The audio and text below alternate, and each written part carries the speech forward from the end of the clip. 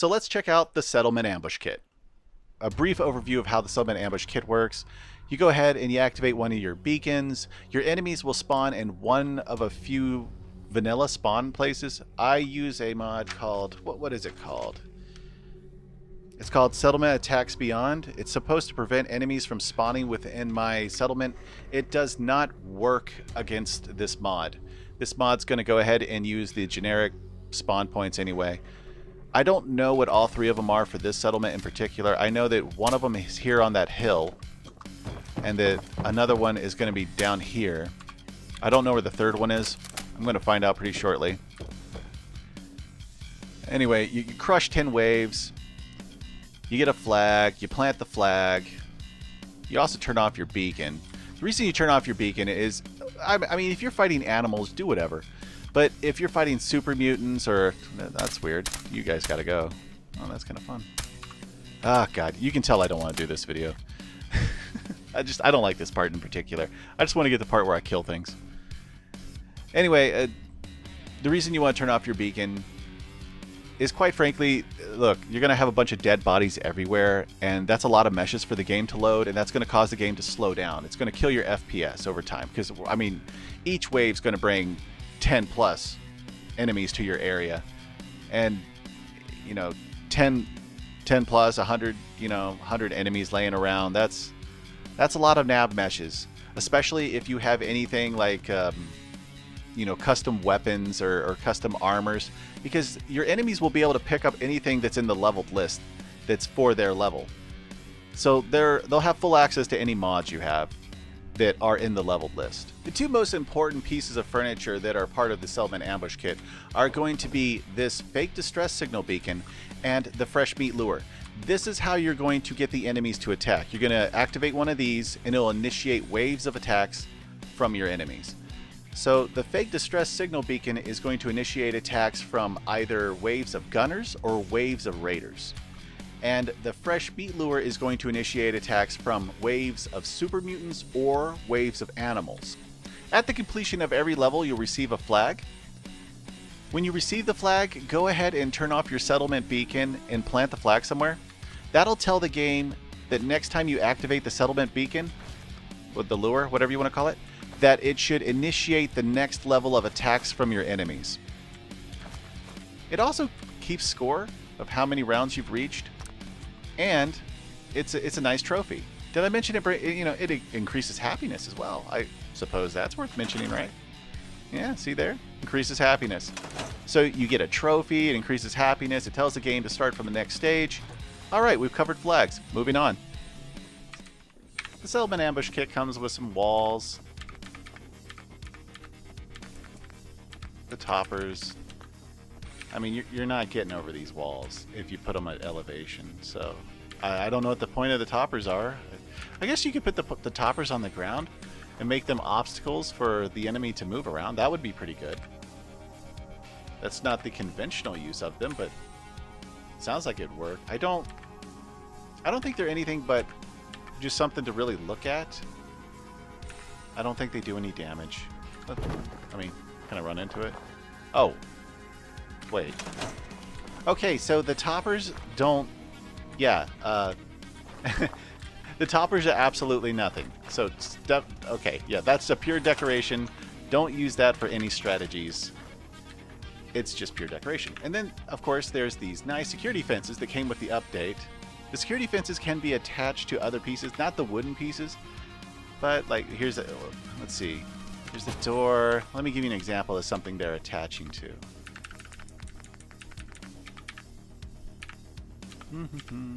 They attach to metal.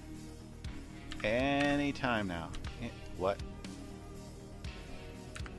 Is this under metal?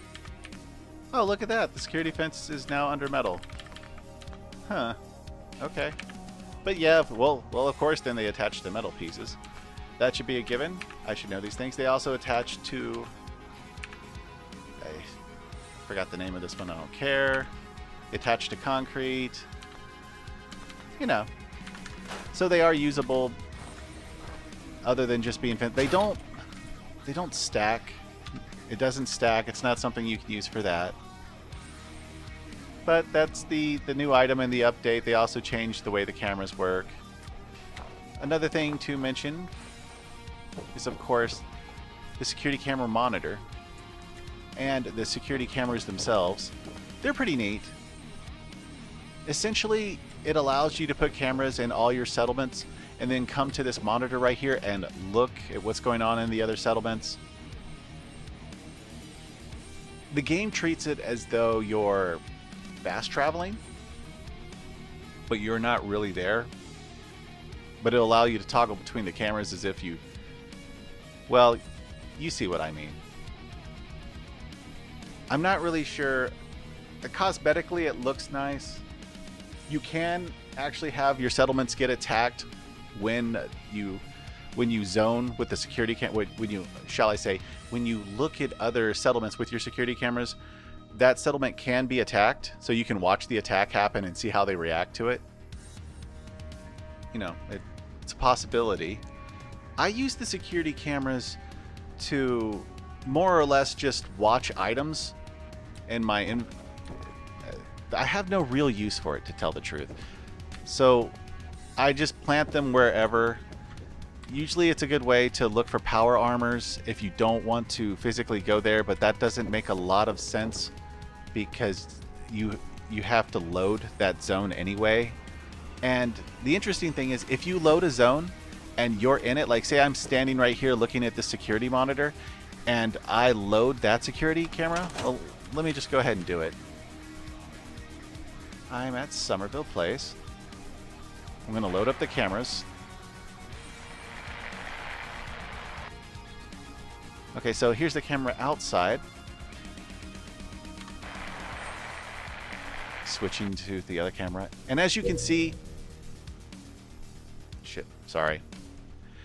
As you can see, I'm not even here. Like, I'm not in the picture. I should be standing right there at that monitor, but I'm not. Because technically the game has loaded me as the camera in this zone. I don't want to explain how that works. It's kind of weird. But the time issue that it used to have was corrected. Again, you know, the cameras are what the cameras are. They're fun. They're a neat gadget. Let's put it that way. And I would definitely use them to look good. Honestly, I wanted to say that it's a neat camera that you could use it to perhaps look for power armors. You know, like leave a bunch of power armors. Not sure which facility you left them at. Go ahead and use the cameras to find them. That would probably be good for you if you play survival. If you're playing anything else, it makes more sense to fast travel to the location because you're there.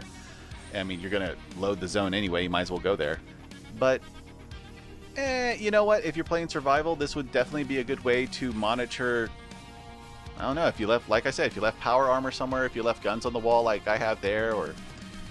You can get creative. You can think of reasons to use it. If nothing else, it's a nice little toy to play with. Okay, so we've gone over security cameras. Hello, Kiri. Let's talk about this nice little piece here. Well, before we do, actually, there's also the shooting range.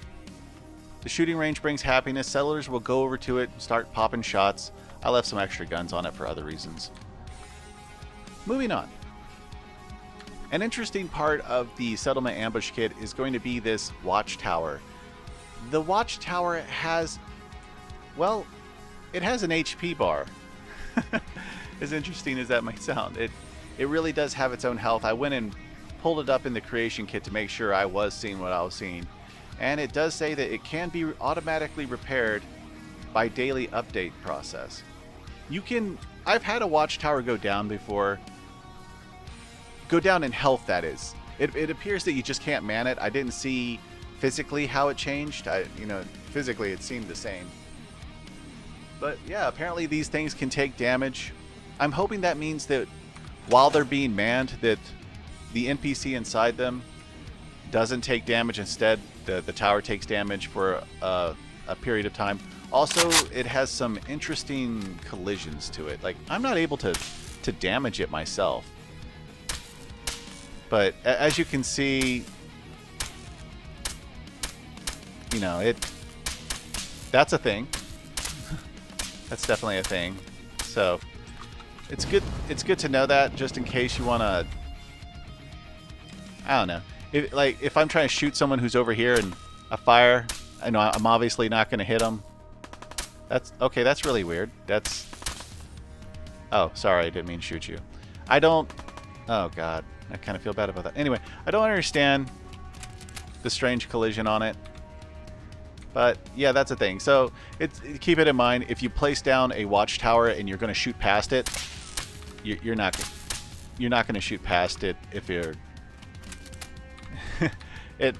There's something there. Just there's an invisible wall right there. So if you're shooting at an enemy and you're wondering why you're not hitting them, now you know. These are a few of the items from the Settlement Ambush Kit you can use as furniture. There's an open crate, a standard crate, a mortar shell. There's also some sandbags. All of the items are static, and you can't really interact with them. They're, just furniture. That includes, of course, the sandbags, which, unlike normal sandbags that you can shoot up and they'll break apart or you can run into with power armor, these are, like I said, static. They're completely immune to gunfire. So let's move on. Alright guys, one last bit of really important information I need to go over is do not rely on your turrets to keep you alive. The Settlement Ambush Kit is designed to begin deactivating your turrets after you get your first flag. And I mean your first flag for any group, not just the first flag in general.